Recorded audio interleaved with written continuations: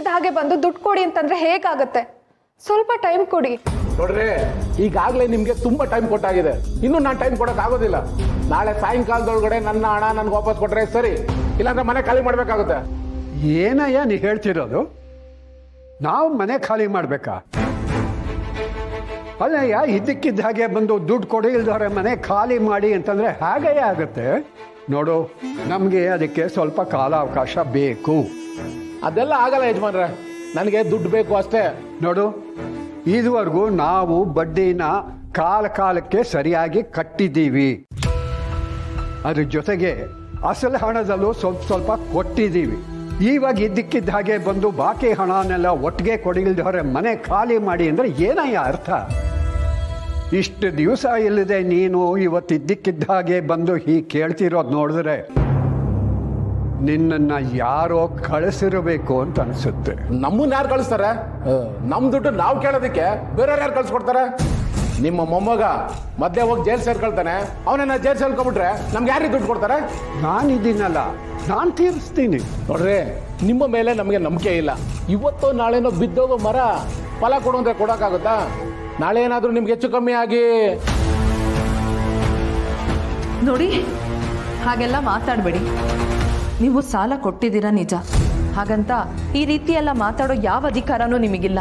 ಅಯ್ಯೋ, ಇರೋದು ತಾನೇ ನಾನು ಹೇಳ್ತಾ ಇರೋದು. ಆಸ್ಪತ್ರೆಯಲ್ಲಿ ಆಕ್ಸಿಡೆಂಟ್ ಆಗಿ ಇದು ಬಂದವ್ರು ಇವ್ರು ನಂಬ್ಕೊಂಡು ನನ್ನ ಸಾಲ ಬಿಟ್ಕೊಡೋಕ್ಕಾಗುತ್ತಾ? ನನಗೆ ಇವಾಗ ದುಡ್ಡು ತುಂಬ ಎಮರ್ಜೆನ್ಸಿ ಇದೆ. ನನ್ನ ಹಣ ನಾಳೆ ಸಾಯಂಕಾಲದೊಳಗಡೆ ನನಗೆ ಬೇಕು ಅಷ್ಟೇ.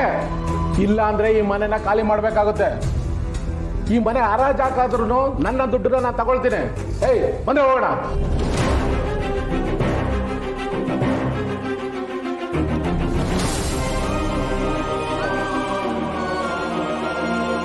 ತಾತ, ಏನ್ ಮಾಡೋದೀಗ? ನಾಳೆನೇ ಅಮ್ಮನ ಸೀಮಂತ, ಎಲ್ಲರೂ ಮನೆಯಲ್ಲೇ ಇರ್ತಾರೆ. ಇಂಥ ಸಮಯದಲ್ಲಿ ಇವ್ರೇನಾದರೂ ಬಂದು ಗಲಾಟೆ ಮಾಡಿದ್ರೆ? ಅವನ ಬುದ್ಧಿ ಗೊತ್ತಲ್ಲಪ್ಪ. ಈ ಕೆಲಸ ಆದರೆ ಆಗಾಗ ಮನೆಗೆ ಬರ್ಬೋದು, ಅಮ್ಮನ್ನ ನೋಡ್ಬೋದು. ಆಫೀಸಲ್ಲಿ ಕೂತ್ಕೊಂಡ್ರೆ ಅಮ್ಮನಿಂದ ದೂರ ಆಗ್ತೀನಿ ಅನ್ನೋ ಫೀಲ್ ಅವನಿಗೆ.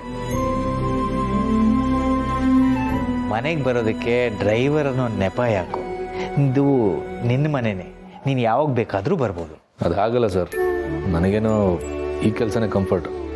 ಸರಿ ಸರಿ, ನಿನಗೆ ಹೇಗೆ ಬೇಕೋ ಹಾಗಿರು. ಆದರೆ ಇನ್ನೊಂದು ವಿಷಯ, ರೆಗ್ಯುಲರ್ ಆಗಿ ಪೊಲೀಸ್ ಸ್ಟೇಷನ್ಗೆ ಹೋಗಿ ಸೈನ್ ಹಾಕೋದು ಮಾತ್ರ ಮರಿಬೇಡ. ಸರಿ ಸರ್, ಹೋಗ್ಬರ್ತೀನಿ.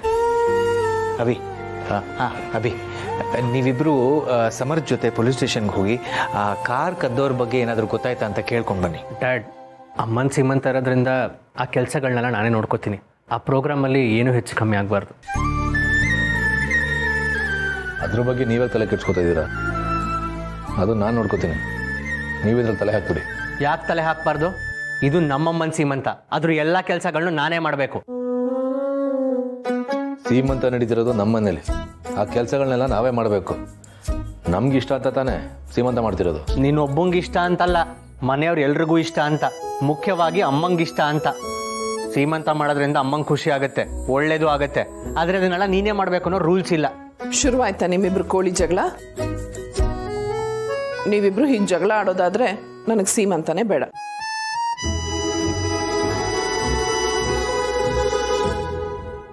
ಆಯಿತು, ನಿನಗೇನು ಇಷ್ಟನೋ ಅದನ್ನೇ ತಗೊಂಬ. ಸರಿ ಆಯಿತು, ನಿನಗೆ ಹೇಗೆ ಇಷ್ಟನೋ ಹಾಗೆ ಮಾಡು. ನಾನು ಬರೀ ಹೆಲ್ಪ್ ಮಾಡ್ತೀನಿ ಅಷ್ಟೆ. ಈಗ ಸರಿ ಹೋಯ್ತು. ಸರಿ ಬನ್ನಿ, ನಾನು ನಿಮ್ಮನ್ನು ಆಫೀಸಿಗೆ ಡ್ರಾಪ್ ಮಾಡ್ತೇನೆ. ಹೌದೌದು, ಲೇಟ್ ಆಯಿತು, ನಡಿ. ಅಮ್ಮ, ಹೊರಡ್ತೀವಿ. ತುಳಸಿಯವರೇ, ಹುಷಾರು. ಬರ್ತೀವಿ. ಅಭಿ, ಏನೇ ಕೆಲಸ ಇದ್ರೂ ಎಲ್ಲ ಮುಗಿಸ್ಕೊ. ಆಮೇಲೆ ನೀನೇ ಹೇಳಿದಾಗೆ ಸೀಮಂತ ಸೂಪರಾಗಿ ಆಗಬೇಕು. ಅದನ್ನೆಲ್ಲ ನನಗೆ ಬಿಟ್ಬಿಡಿ ಡ್ಯಾಡ್, ನೀವು ಹೋಗಿ ಬನ್ನಿ.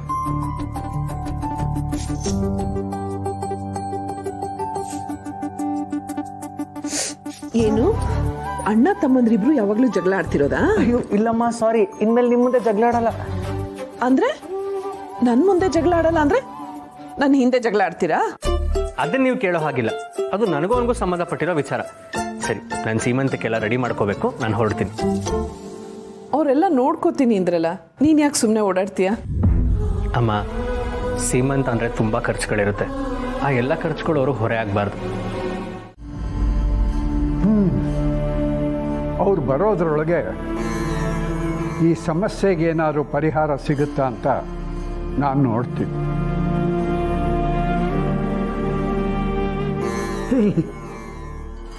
ಧೈರ್ಯವಾಗಿರೋ ಮಗು, ನಾನಿದ್ದೀನಿ ಕಣೋ.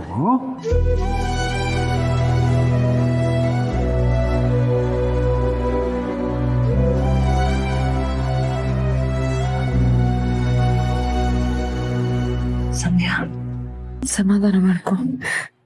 ಸರಿ, ನಾನು ಅಷ್ಟೆಲ್ಲ ಮಾಡಿದ್ರು ತಾತ ನನ್ನ ಮೇಲೆ ಇನ್ನೂ ಪ್ರೀತಿ ಕಮ್ಮಿ ಆಗಿಲ್ಲ. ಮೊದಲೆಲ್ಲ ತಾತ ನನಗೆ ತುಂಬಾ ಬೈತಿದ್ರು. ಅದನ್ನ ನೋಡಿ ತಾತಂಗೆ ನನ್ನ ಮೇಲೆ ಪ್ರೀತಿನೇ ಇಲ್ಲ ಅನ್ಕೊಂಡಿದ್ದೆ. ಆದ್ರೆ ಈಗ ತಾತ ನನಗೋಸ್ಕರ ಬೈಯೋರು ಬದುಕಕ್ಕೆ ಹೇಳ್ತಾರೆ ಅನ್ನೋದನ್ನ ಕೇಳಿಲ್ವಾ ಸಂಧ್ಯಾ? ತಾತ ನಿನಗೆ ಬೈತಾ ಇದ್ದಿದ್ದು ನೀನು ಬದಲಾಗಿ ಬದುಕು ಕಟ್ಕೊಳ್ಳಿ ಅಂತ. ಈಗಲೂ ಅಷ್ಟೇ ಅವ್ರು ಹೇಳ್ತಾ ಇದ್ದಾರಲ್ಲ, ನಾನು ಏನಾದರೂ ವ್ಯವಸ್ಥೆ ಮಾಡ್ತೀನಿ ಅಂತ. ಅವ್ರು ಹೇಳೋದನ್ನು ಕೇಳೋಣ ಸಂಧ್ಯಾ. ಮೊದಲು ನಾಳೆ ನಡೆಯೋ ಕಾರ್ಯದ ಬಗ್ಗೆ ಯೋಚನೆ ಮಾಡೋಣ. ಆ ಮನೆಯವರೆಲ್ಲ ಇಲ್ಲಿಗೆ ಬಂದಾಗ ನಾವೆಲ್ಲ ಖುಷಿಯಾಗಿರಬೇಕು. ಯಾವುದೇ ಕಾರಣಕ್ಕೂ ಈ ವಿಷಯ ಯಾವುದೂ ಅವ್ರಿಗೆ ಗೊತ್ತಾಗ್ದಲೇ ಇರೋ ಹಾಗೆ ನೋಡ್ಕೋಬೇಕು ಸಂಧ್ಯಾ. ಸರಿ ಸರಿ, ಹಾಗೆ ಆಗ್ಲಿ. ಆದ್ರೂ ತಾತ 10 ಲಕ್ಷನ ಎಲ್ಲಿಂದ ತರ್ತಾರೆ?